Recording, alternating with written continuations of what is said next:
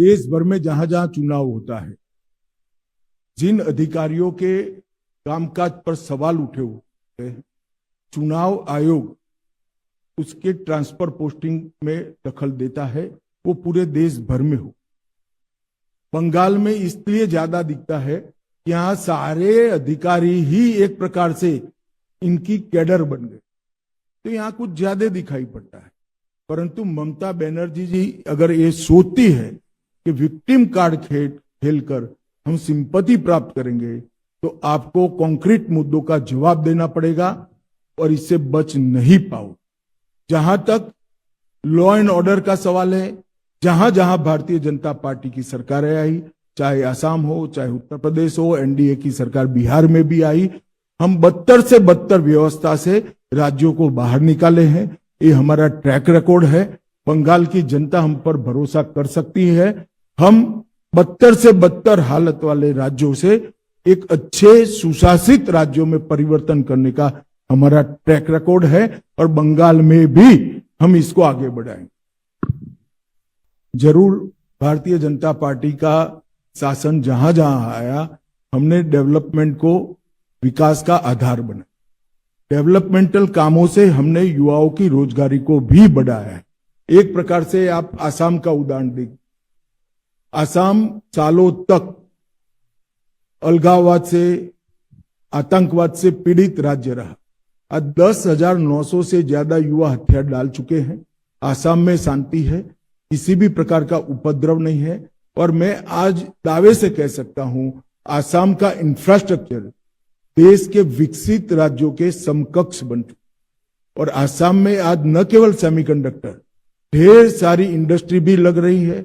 आसाम आरोग्य के क्षेत्र में एक हब बन चुका है और ये सारा डेवलपमेंटल काम भारतीय जनता पार्टी की सरकार से आने के बाद होता है।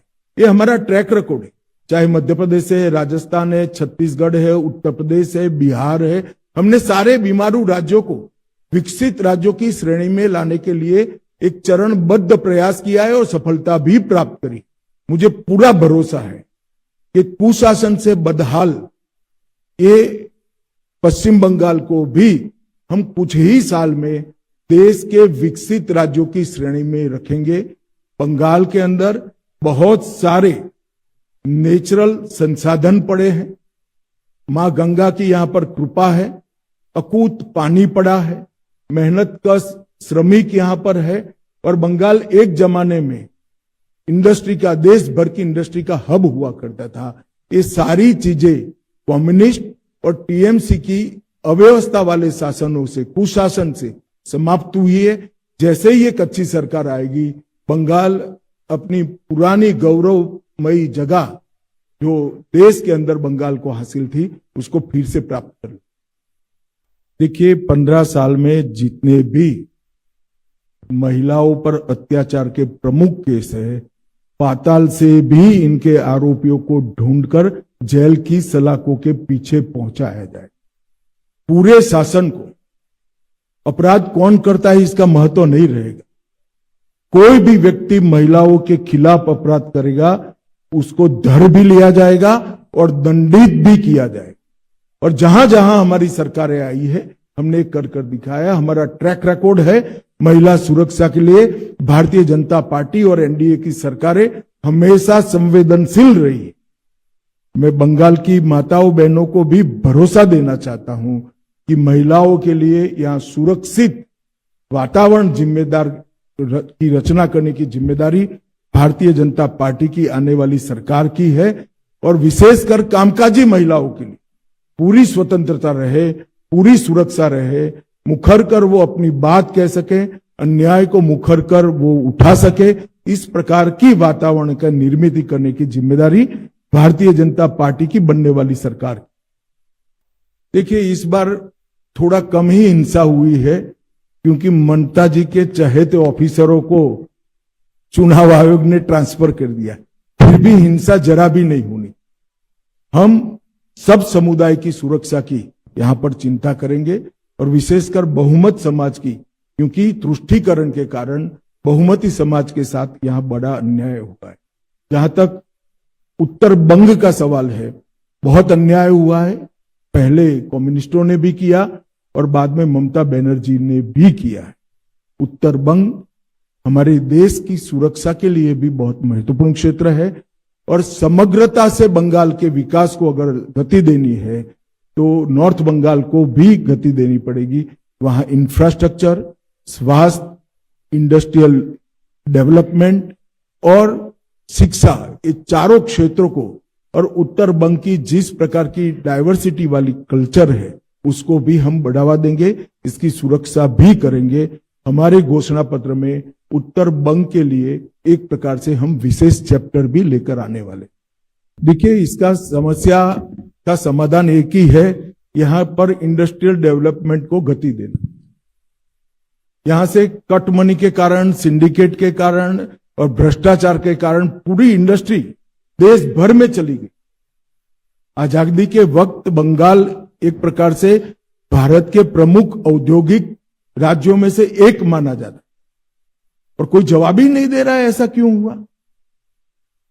अगर यहां पर इंडस्ट्री आती है तो युवाओं के रोजगार की गारंटी अपने आप बढ़ जाती है। हम सबसे पहले इसको प्राथमिकता देंगे। और जो आप बता रही है बहुत कम मुआवजे में रोजगार कर रहे हैं, मतलब उनकी तनख्वाह बहुत कम है, इसका मेन कारण घुसपैठिया है। घुसपैठिया जो घुस रहा है हमारे युवाओं के अधिकारों का, रोजगारी का भी और रोजगारी के मुआवजे मतलब उनकी तनख्वाह का भी बहुत बड़ा खेल बिगाड़ अगर कोई रहा है तो घुसपैठिए बिगाड़े। एक बार सरहदें सील हो जाएगी, बंगाल के अंदर बहुत सारा परिवर्तन। जहां तक भर्ती का सवाल है, हम पारदर्शी भर्ती प्रक्रिया बंगाल को में इंट्रोड्यूस करेंगे जिससे किसी भी प्रकार का भ्रष्टाचार भर्ती प्रक्रिया में न हो। हमने कई हमारे राज्यों में पारदर्शी तरीके से भर्ती कर कर बताया है। आसाम में हमने वादा किया था 1 लाख सरकारी नौकरियों का, हम 1.5 लाख आसाम के युवाओं को एक भी भ्रष्टाचार के आरोप के बगैर नौकरी देने का काम समाप्त कर। परंतु यहां दूसरा भी सवाल है, ढेर सारे भर्ती में जो घोटाले हुए, इसके कारण युवाओं की भर्ती के लिए जो मान्यता प्राप्त आयु है वो चली गई। मैं पहले भी कह रहा हूं कि इसमें 5 साल का रिलैक्सेशन देकर एसएससी घोटाले में जिन युवाओं के मौके छूट गए हैं उनको हम मौके भी देंगे और पारदर्शी तरीके से भर्ती भी करेंगे। ये सरकारी पद और भर्ती के लिए हम हमारे घोषणा पत्र में विशेष व्यवस्थाएं लेकर आने वाले हैं। 2021 में चुनाव के बाद जो हुआ, पंचायत चुनाव के बाद किसका डीजीपी था? भारतीय जनता पार्टी के कार्यकर्ताओं को चुन चुन कर मार दिया गया। कैसे जस्टिफाई करेंगे अभिषेक बनर्जी? क्या बात करते हैं?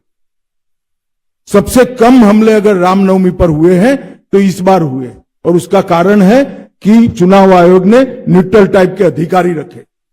उकसाने के 50 प्रयास के बावजूद सबसे कम हमले हुए। क्या झांसा देते हो? जवाब है आपके पास? 25,000 लोग झारखंड में शरण लिए थे आपके भय के कारण, आतंक के कारण। महिलाओं को प्रताड़ित किया गया था। और जहां तक आप तिथि की बात कर रहे हैं, हमें अभी तो मालूम ही नहीं है कि गड्ढा कितना है। हमारे लोग बैठ जाएंगे, बाद में मालूम पड़ेगा कि गड्ढा कितना है। तो तिथि भी 6 माह में सरकार बनाने के बाद जरूर बता दें। देखिए, ममता जी बड़ी कुशलता पूर्वक बंगाली स्पीकिंग और बांग्लादेशी दोनों के बीच में भेद को समाप्त कर रही। बांग्लादेश से घुसपैठ करने वाले लोग भी बंगाली बोलते हैं।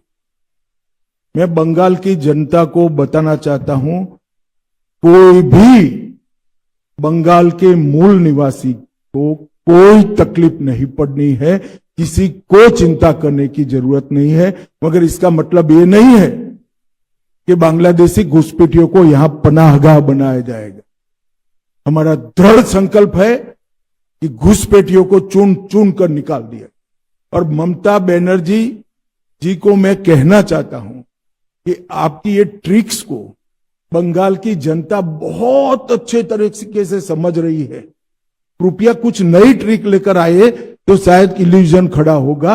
ये पुराने तौर तरीके से बंगाल की जनता अब झांसे में नहीं आने वाली। जो बंगाल एक जमाने में सौजन्यता के कल्चर के लिए पूरे देश और दुनिया में वाहवाही बंगाल को मिलती, वही बंगाल आज संवैधानिक पदों पर बैठे हुए व्यक्ति, चाहे राष्ट्रपति जी हो, महिला राष्ट्रपति हो, ट्राइबल राष्ट्रपति हो, इनका इंसल्ट कर रहा है। चाहे प्रधानमंत्री जी बंगाल की खबर पूछने के लिए आए हैं, मतलब नेचुरल आपत्ति के बाद, तो वहां पर अफसर न भेजकर प्रधानमंत्री जी का इंसल्ट करना, प्रधानमंत्री जी के कार्यक्रम के थोड़े दूर मुख्यमंत्री धरने पर बैठ जाना, मेरी तो समझ में नहीं आता कि क्या हो गया है। और बंगाल की जनता को ये देखना चाहिए, हमारा बंगाल एक प्रकार से सौजन्यता के संस्कार के लिए पूरे विश्व भर में प्रसिद्ध था। यहां दुनिया के हर लोगों को, हर मत को, हर विचार को प्राधान्य दिया जाता था, आवभगत होती थी। इतनी असहिष्णुता कहां से आ गई? क्या ललक है आपको? और एक बात बंगाल की जनता भी टीएमसी से पूछना चाहती है कि किस प्रकार से आप देश के राष्ट्रपति जी का अपमान कर सकते हैं, विशेषकर वो जब ट्राइबल समाज से हैं, महिला राष्ट्रपति है। किस प्रकार से देश के प्रधानमंत्री का अपमान कर सकते? और ये बंगाल का कल्चर तो कम से कम नहीं था, ये टीएमसी का कल्चर। देखिए, एक बात पहले समझ लीजिए, एसआईआर के खिलाफ ममता जी एक काल्पनिक हवा खड़ा कर रही है। देश भर के अब तक लगभग 14 राज्यों में एसआईआर हो चुका है। कहीं पर कोर्ट केस नहीं हुए हैं, कहीं पर जुडिशियल अफसर नहीं बिठाने पड़े हैं। इसी चुनाव में केरल और तमिलनाडु भी चुनाव में है, वहां डीएमके की सरकार है, वहां कम्युनिस्टों की सरकार है। एसआईआर हो चुका, मतदाता सूची प्रसिद्ध हो चुकी है, कोई गड़बड़ नहीं हुई है। एसआईआर को सहयोग न देना इसका एकमात्र कारण है कि ममता दीदी घुसपैठियों को बचाना चाहती है और घुसपैठियों के वोट से फिर से चुनकर आना चाहती है और अगले 5 साल और घुसपैठ कराना चाहती। अगर ममता दीदी, आपका स्वप्न कभी पूरा नहीं होने वाला है। एसआईआर भी हुआ है और बंगाल की जनता भी इस बार दृढ़ निश्चय लेकर बैठी है कि घुसपैठ को हम सहन नहीं करेंगे। अच्छी कानून और व्यवस्था के लिए वोटिंग करेंगे, विकास के लिए वोटिंग करेंगे, मोदी जी के लिए वोटिंग करेंगे और भारतीय जनता पार्टी की सरकार बनाएंगे।